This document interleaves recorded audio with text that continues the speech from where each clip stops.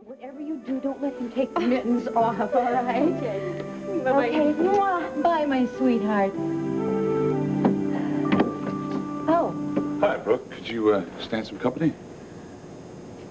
I appreciate the offer, But maybe it's not the best I time. just feel like I need some time to sit down in a chair and not be a cheerful mom, you know what I mean?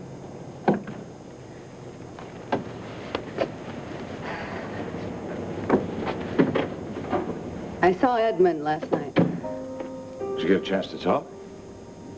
We threw some words at each other. Couldn't exactly be called a conversation. Well, maybe it's a start.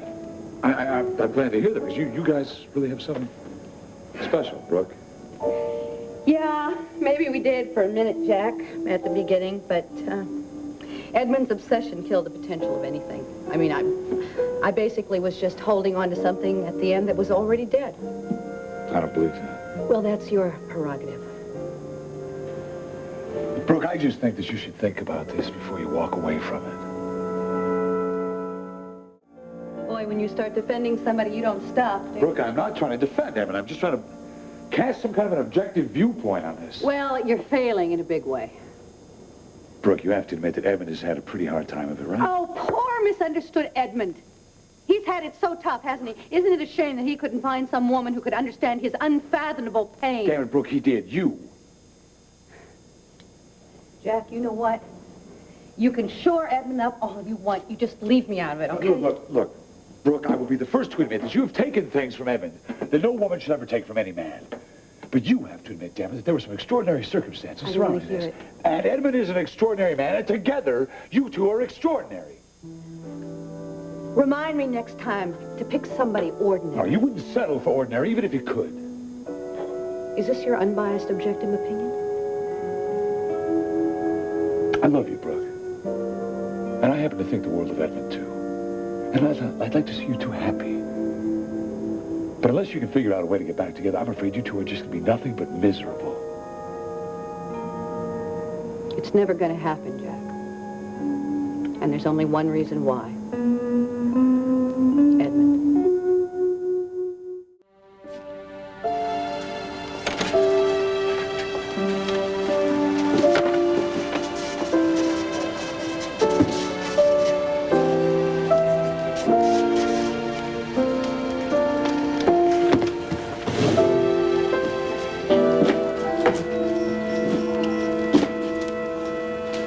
What do you think you're doing?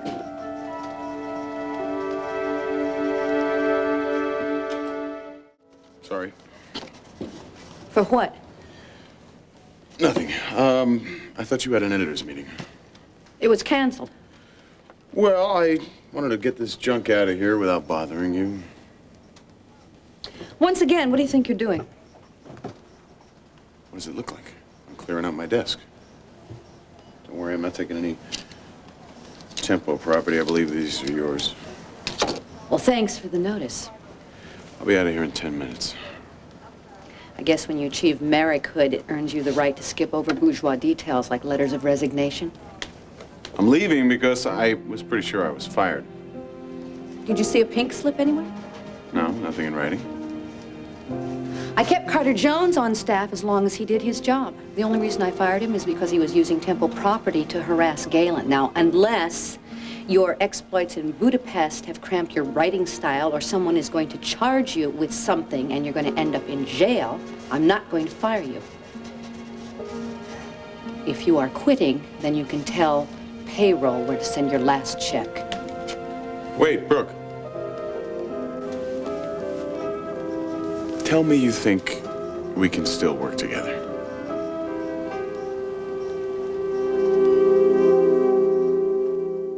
You're a brilliant writer. Temple would miss you. I'd miss Tempo. If you can agree to stay on here on a purely professional basis and not in order to patch things up. Can I be honest with you? I can't make any promises, Brooke. I'm not a quitter, and you are the last person I would ever quit on. In other words, you don't want to quit Tempo and you don't want to quit pursuing me. There's the rub. Well, you can't have it both ways. If you can't accept the professional basis, then I suggest you leave. However, if you can accept the ground rules, then I would be more than happy to have you stay. Brooke English, have you taken leave of your senses? Dump this cad into the nearest outbox. And Phoebe, I can speak for myself. Look, I have hurt you both very deeply. Well, I never let it be said that Phoebe Tyler would interfere. I mean, I wash my hands of this entire impossible predicament. And Phoebe, Brooke, I'm sorry. Well, I can tell you this. If you cause her one more moment of pain, I will personally cut your heart out and have Mrs. Valentine serve it up on a silver platter. Then I shall star on the talk show circuit, defending my feat of justice, and I'll bet you that I win a nomination. And don't you let him get away with a thing.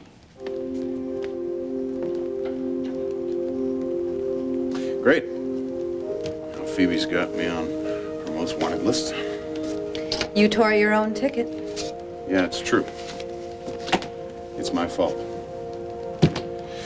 Look, Phoebe's always been a straight shooter, you know, and she still is, and she's right. I'm leaving. It's not fair if I stay here with you. Knock, knock. Oh, Terrence. Hey, Hi. I'm sorry for interrupting, but your secretary said you were here, and it's pretty important. Oh, Terrence, I'm sorry. I know you called. Temple's going to press today. Oh, well, that's okay. I could recommend somebody. That'd be great. If you want to learn about writing, you should talk to Mr. Merrick. He's the best that we have. Well, where do I find him? Well, that'll be me. But the name's still Gray. Just call me Edmund. How you doing? Hi, how are you? I saw you at your mom's reception. Oh, okay, yeah. Yeah. Oh, well, if you have the time to spare, I mean, that'd be great. Yeah, let me see what you got. See, what I want to do is I want to show people the flip side, the black side, you know, prejudice from one African-American who's getting a crash course. I mean, it's not like it hasn't been said before, but I can't just let a bunch of faceless people decide what I should learn and where I should live without getting my voice out there. I mean, if people hear the other side, our side, how my mother felt when she was closed out of this housing development thing, they've got to react. So I want to wake them up. I want to really shake them up. Well, the guts are here.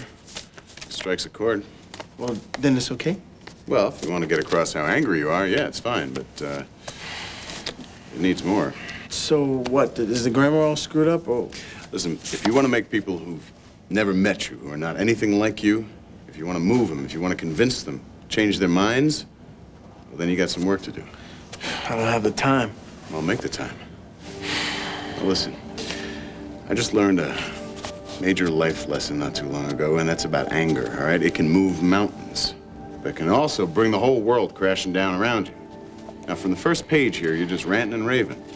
But until you learn how to direct it and focus it, you can screw up big time.